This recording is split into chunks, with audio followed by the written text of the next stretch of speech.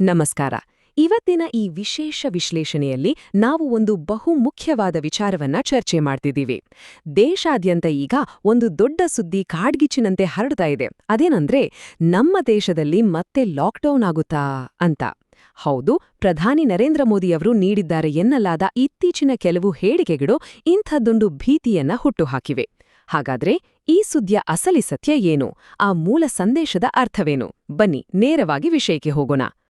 Lockdown ಅನ್ನೋ ಪದ ಕೇಳಿದ ತಕ್ಷಣವೇ ಆ ಕೊರೋನಾ ಕಾಲದ ಕರಾಳ ದಿನಗಳು ನಮ್ಮ ಕಣ್ಮುಂದೆ ಬಂದಿಳ್ತುತ್ತೆ ಅಲ್ವಾ? ರಸ್ತೆಯಲ್ಲಿ ಜನರಿಲ್ಲ, ವಾಹನಗಳಿಲ್ಲ, ಲಕ್ಷಾಂತರ ಜನ ಕೆಲ್ಸ ಕಳ್ಕೊಂಡು ಊಟಕ್ಕೂ ಪರದಾಡಿದ ಆ ನರಕ ಯಾತನೆ ಇದೆಲ್ಲವನ್ನೂ ನೆನ್ಪಿಸ್ಕೊಂಡ್ರೆ ಇವತ್ತಿಗೂ ಭಯ ಆಗುತ್ತೆ.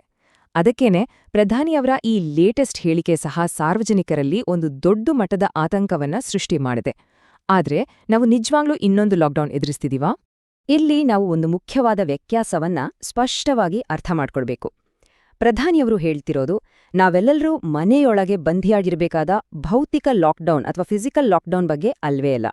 ಬದಲಾಗಿ ಇದನ್ನ ಆರ್ಥಿಕ ಸ್ವಯಂ ನಿರ್ಬಂಧ ಅಂದ್ರೆ ಎಕನಾಮಿಕ್ ಸೆಲ್ಫ್ ಲಾಕ್ಡೌನ್ ಅಂತ ಕರೀಬಹುದು.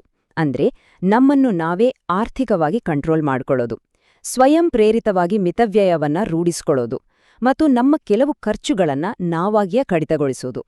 ಇದು ನಾವೆಲ್ಲರೂ ನಮ್ಮ ಆರ್ಥಿಕ ಅಭ್ಯಾಸಗಳನ್ನ ಬದಲಾಯಿಸ್ಕೊಳ್ಬೇಕಾದ ಸಮಯ ಅನ್ನೋದು ಈ ಕರೆಯ ಮುಖ್ಯ ಉದ್ದೇಶ. The global economic domino effect ಅಂದ್ರೆ ಜಾಗತಿಕ ಮಟ್ಟದಲ್ಲಿ ನಡೆಯುತ್ತಿರುವ ಆರ್ಥಿಕ ಬದಲಾವಣೆಗಳು. ಇದ್ದಕ್ಕಿದ್ದಂತೆ ನಾವೇಕೆ ಈ ಆರ್ಥಿಕ ಸ್ವಯಂ ನಿರ್ಬಂಧವನ್ನ ಮಾಡ್ಕೊಳ್ಬೇಕು ಅಂತ ಯೋಚಿಸ್ತಿದ್ದೀರಾ? ನೋಡಿ, ನಾವು ಬರೀ ನಮ್ಮ ದೇಶದ ಬಗ್ಗೆ ಮಾತ್ರ ಯೋಚನೆ ಮಾಡಿದ್ರೆ ಸಾಲದು. ಜಾಗತಿಕ ಮಟ್ಟದಲ್ಲಿ ಏನೆಲ್ಲ ನಡೀತಿದೆ ಅನ್ನೋದು ನಮ್ಮ ದೈನಂದಿನ ಜೀವನದ ಮೇಲೂ ನೇರವಾಗಿ ಪರಿಣಾಮ ಬೀರುತ್ತೆ. ಇವಾಗ ಮಧ್ಯಪ್ರಾಚ್ಯದಲ್ಲಿ ಅಂದ್ರೆ ಮಿಡಲ್ ಈಸ್ಟ್ನಲ್ಲಿ ನಡೀತಿರೋ ಯುದ್ಧಗಳಿಂದಾಗಿ ಇಡೀ ಜಾಗತಿಕ ಆರ್ಥಿಕ ವ್ಯವಸ್ಥೆಯೇ ಅಸ್ಥಿರಗೊಂಡಿದೆ. ಗ್ಲೋಬಲ್ ಟ್ರೇಡ್ಗೆ ದೊಡ್ಡ ಪೆಟ್ಟು ಬಿದ್ದಿದೆ. ಶೇರ್ ಮಾರುಕಟ್ಟೆಗಳು ಏರುಪೇರಾಗ್ತಿವೆ. ಇದರ ಎಫೆಕ್ಟ್ ನಮ್ಮ ಕರ್ನಾಟಕದ, ಅದರಲ್ಲೂ ಬೆಂಗಳೂರಿನ ಮೇಲೂ ಆಗಿದೆ ಅನ್ನೋದು ಗಮನಿಸಬೇಕಾದ ವಿಚಾರ. ಇತ್ತೀಚೆಗೆ ನಾವು ನೋಡಿದ ಗ್ಯಾಸ್ ಶಾರ್ಟೇಜ್ ಇದೇ ಕಾರಣಕ್ಕೆ ಆಗಿದ್ದು. ಇದರಿಂದ ಎಷ್ಟೋ ಹೋಟೆಲ್ಗಳು ಮುಚ್ಚೋದ್ವು, ಉದ್ಯಮಿಗಳು ನಷ್ಟ ಅನುಭವಿಸಿದ್ರು, ಕಾರ್ಮಿಕರು ಕೆಲಸವಿಲ್ಲದೆ ವಾಪಸ್ ಊರಿಗೆ ಹೋಗ್ಬೇಕಾಯ್ತು. ಇದು ಆ ಗ್ಲೋಬಲ್ ವಾರ್ ನಮ್ಮ ಲೋಕಲ್ ಲೈಫ್ ಮೇಲೆ ಬೀರಿದ ಎಫೆಕ್ಟ್. ಇದರ ಜೊತೆಗೆ ನಮ್ಮ ಆರ್ಥಿಕತೆಗೆ ಇನ್ನೊಂದು ಬಹುದೊಡ್ಡ ಪೆಟ್ಟು ಕೊಡ್ತಿರೋದು ನಮ್ಮ ರೂಪಾಯಿ ಮೌಲ್ಯದ ಕುಸಿತ. ಅಮೆರಿಕನ್ ಡಾಲರ್ ಎದುರು ಭಾರತದ ರೂಪಾಯಿ ಮೌಲ್ಯ ಗಣನೀಯವಾಗಿ ಬೀಳ್ತಿದೆ. ನಾವು ಅಂತಾರಾಷ್ಟ್ರೀಯ ಮಾರುಕಟ್ಟೆಯಿಂದ ತೈಲ ಇರ್ಬೋದು, ಅಡಿಗೆ ಎಣ್ಣೆ ಇರ್ಬೋದು, ಏನೇ ಆಮದು ಮಾಡ್ಕೋಬೇಕಾದ್ರೂ ಡಾಲರ್ನಲ್ಲೇ ವ್ಯವಹರಿಸಬೇಕು. ರೂಪಾಯಿ ಮೌಲ್ಯ ಕುಸಿದಷ್ಟು ನಮ್ಮ ಆಮದು ವೆಚ್ಚ ವಿಪರೀತವಾಗಿ ಹೆಚ್ಚಾಗುತ್ತೆ. ಇದು ಇಡೀ ದೇಶದ ಆರ್ಥಿಕತೆ ಮೇಲೆ ಬೀಳ್ತಿರೋ ಒಂದು ದೊಡ್ಡ ಹೊರೆ. Fuel and food proposed thrift measures. ಇಂಧನ ಮತ್ತು ಆಹಾರದ ವಿಚಾರದಲ್ಲಿ ನಾವು ಏನೆಲ್ಲ ಉಳಿತಾಯ ಮಾಡಬೇಕು ಅಂತ ಈಗ ನೋಡೋಣ.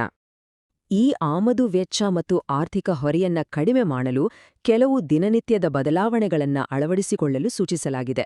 ಮೊದಲನೇದಾಗಿ ಅಡುಗೆ ಎಣ್ಣೆಯ ಬಳಕೆಯನ್ನ ಆದಷ್ಟು ಕಡಿಮೆ ಮಾಡೋದು. ಯಾಕಂದ್ರೆ ನಮ್ಮಲ್ಲಿ ಬಳಸೋ ಬಹುಪಾಲು ಅಡುಗೆ ಎಣ್ಣೆ ಆಮದಾಗೋದೇ ಆಗಿದೆ.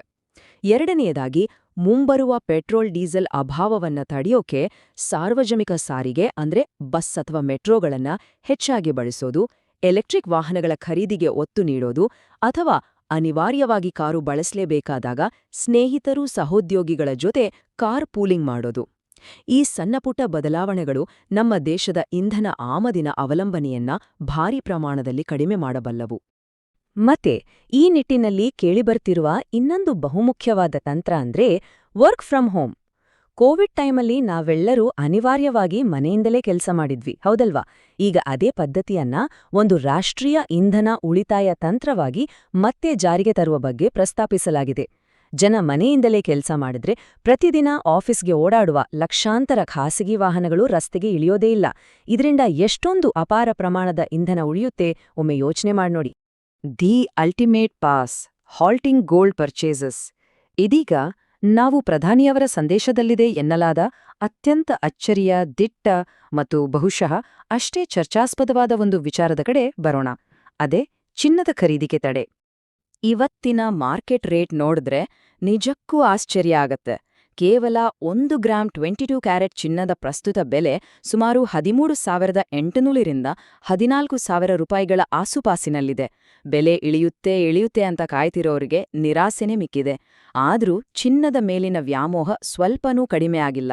ಬೆಲೆ ಎಷ್ಟೇ ಇದ್ರೂ ಚಿನ್ನದ ಖರೀದಿ ಹಾಗೂ ಆಮದು ಮಾತ್ರ ನಿರಂತರವಾಗಿ ನಡೀತಾನೇ ಇದೆ. ಇದೇ ಕಾರಣಕ್ಕೆ ಇಲ್ಲಿ ಒಂದು ಅಚ್ಚರಿಯ ಮನವಿ ಮಾಡಲಾಗಿದೆ.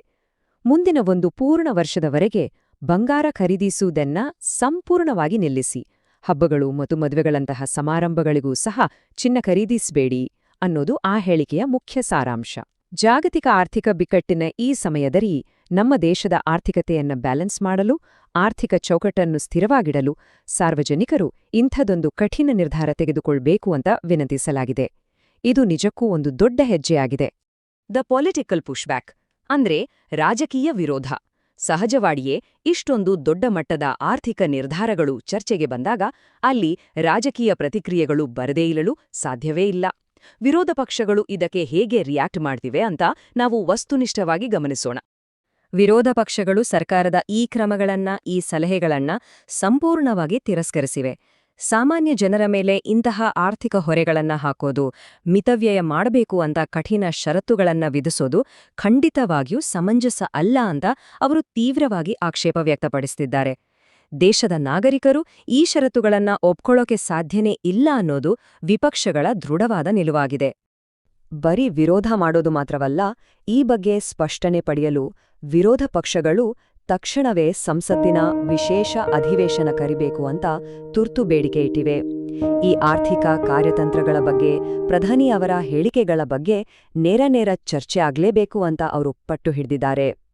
ಹಾಗಾದ್ರೆ ಒಂದು ವೇಳೆ ಈ ವಿಶೇಷ ಅಧಿವೇಶನ ನಡೆದ್ರೆ ಅಲ್ಲಿ ಏನಾಗಬಹುದು? ಸರ್ಕಾರದ ಕಡೆಯಿಂದ ಈ ಕಠಿಣ ಸಲಹೆಗಳಿಗೆ ಯಾವ ರೀತಿಯ ಸಮರ್ಥನೆ ಸಿಗಬಹುದು? ವಿಪಕ್ಷಗಳ ಪ್ರಶ್ನೆಗಳಿಗೆ ಸಿಗುವ ಉತ್ತರಗಳೇನು? ಇದೆಲ್ಲವೂ ಬರೀ ರಾಜಕೀಯ ಚರ್ಚೆಯಡಿ ಉಳಿಯುತ್ತಾ ಅಥವಾ ನಮ್ಮೆಲ್ಲರ ಭವಿಷ್ಯದ ಆರ್ಥಿಕ ಹೆಜ್ಜೆಗಳನ್ನೇ ಬದಲಾಯಿಸುತ್ತಾ ಅನ್ನೋದು ನಿಜಕ್ಕೂ ಒಂದು ದೊಡ್ಡ ಕುತೂಹಲ. ಈ ಒಂದು ಪ್ರಶ್ನೆಯೊಂದಿಗೆ ಇವತ್ತಿನ ಈ ವಿಶ್ಲೇಷಣೆಯನ್ನ ಮುಗಿಸ್ತಿದ್ದೀವಿ. ಈ ಆರ್ಥಿಕ ಸ್ವಯಂ ನಿರ್ಬಂಧದ ಪರಿಕಲ್ಪನೆ ನಮ್ಮೆಲ್ಲರನ್ನೂ ಒಮ್ಮೆ ಗಂಭೀರವಾಗಿ ಯೋಚಿಸುವಂತೆ ಮಾಡಿರೋದಂತೂ ಸತ್ಯ. ಈ ವಿಶ್ಲೇಷಣೆಯಲ್ಲಿ ಜೊತೆಯಾಗಿದ್ದಕ್ಕೆ ಧನ್ಯವಾದಗಳು.